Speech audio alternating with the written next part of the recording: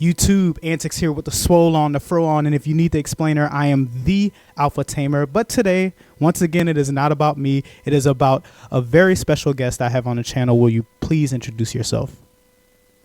Yeah, hi, I'm Eddie Mesa. I just got second place with full base decks in the regional and booster box, I believe. It's the booster box regional. Perfect. Saturday. That's awesome. Second place with purple based decks. I think that's the best finish we've seen here in North America. So I'm 100% excited to get into this deck profile. Domino, please hit my music.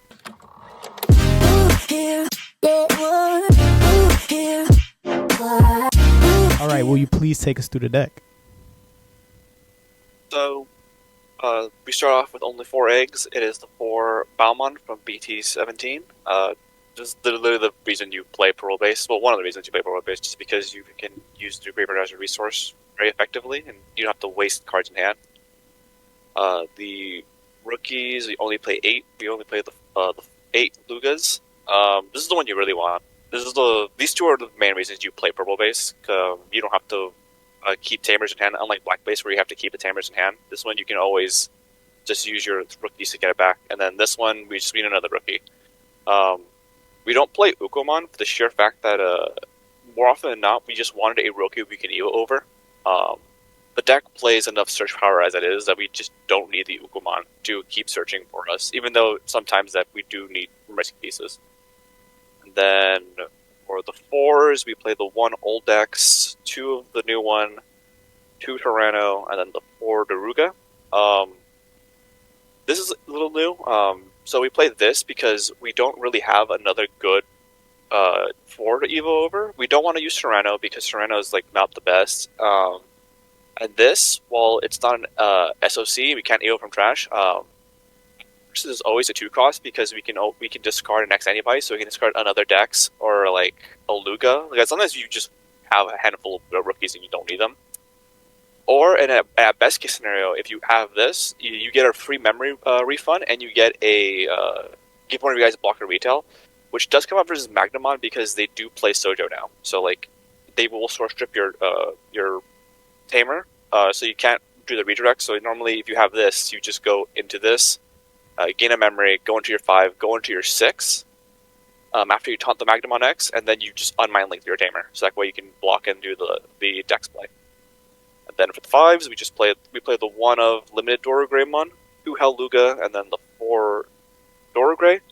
The Helluga is only because we play Analog Youth and we need another second 5s, because there are times where you just don't. If you play only 5, there's times you don't see a 5, and this comes up a lot when you're trying to go for the OT, when you're trying to kill your opponent, because this end of turn effect to delete itself triggers your 6s to unsuspend. So that's an easy way to get the unsuspend to go for the finishing blow.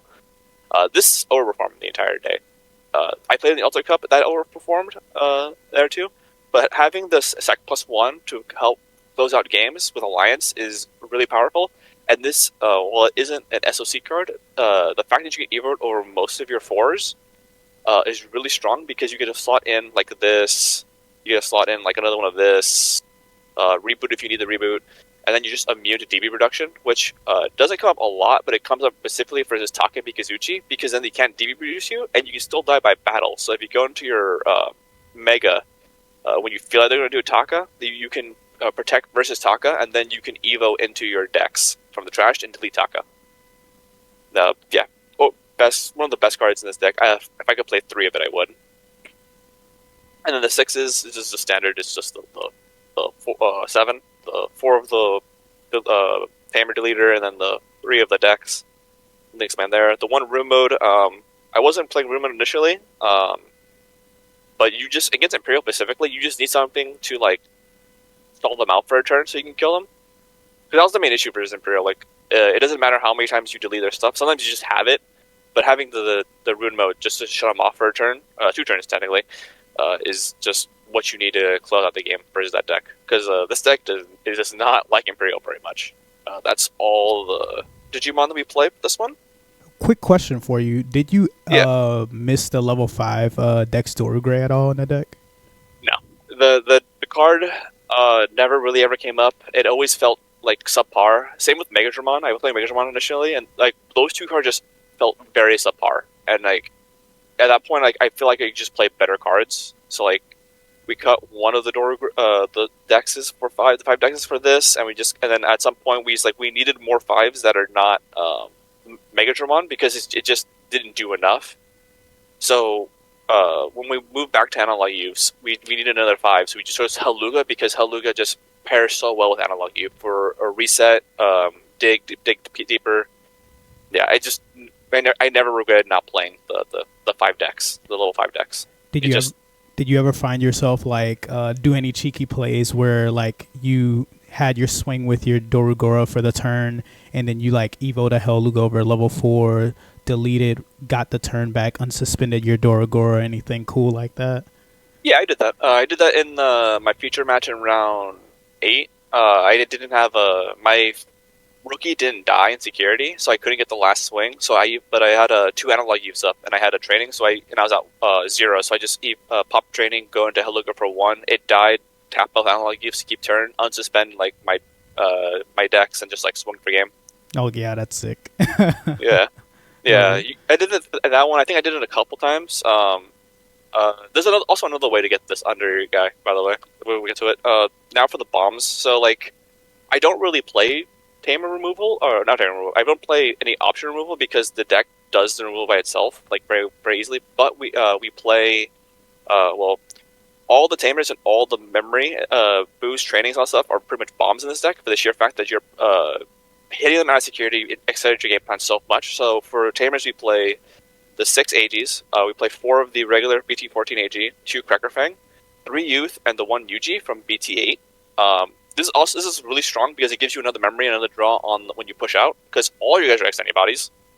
So you get an extra memory in another search. Well, not another search, but you get to dig deeper for a piece. And then when you evo into him, sometimes you don't have this one, which you really want. So when you swing with your guy, you can tap this to put him under. Another thing I did a lot is I didn't have Busies of one of, but I drew him, but I had this. So I would swing, Alliance, activate this effect, slot him under. So now my guy's hitting for 3 checks at like 17k or 19k or whatever amount in there. That's fair. I love that. Yeah, and then we played the 1 calling, of course. We play 3 memory boosts, which a lot of people aren't doing, and then we play 4 trading. So yeah, these cards accelerate your game plan if they ever hit in security. I know people like to do either play more of this and less of this. At the end of the day, you only need one of this. At the end of the day, and this always gets you value if they ever play it. If they ever play in the game, this will get you value. So we just flavored this more. There is an argument to play more of this against Imperial because Imperial can set you to 1 very easily, and that can be a hindrance. But Imperial isn't. While it is considered the best deck in this format, it's not that popular right now. Like I think it was only like 17-16% of people in the regional were playing Imperial because they did like a graph of how many people were playing it. But Memory Boost is something that's different. I know people don't like playing this card. I feel like in this deck that is so piece reliant, you need something to keep getting cards. And I view this deck kind of like Mirage, where Mirage plays a whole lot of Tamers and plays Memory Boost and Training. Because at the end of the day, you just need to see 1 Tamer in order to get there. And yeah, like just being if you see 1 Tamer, it doesn't matter how many Tamers you bought back with this. And like the 2 memory refund is just so powerful with this deck. Yeah. No, yeah, I really like memory boost. I shifted over to it just because I was struggling with Imperial and like popping training to go into like your level 4, your level 5, just like Dragon mode would just ruin your whole game plan. So the memory boost has definitely made a difference for me as well. I love that. Yeah, that was mainly the reason I started putting it in there. Just I had Cool Boy initially because I wasn't playing Youth before because Youth felt subpar without the Helluga.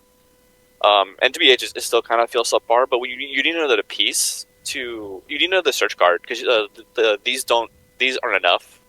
TBH, they're just not.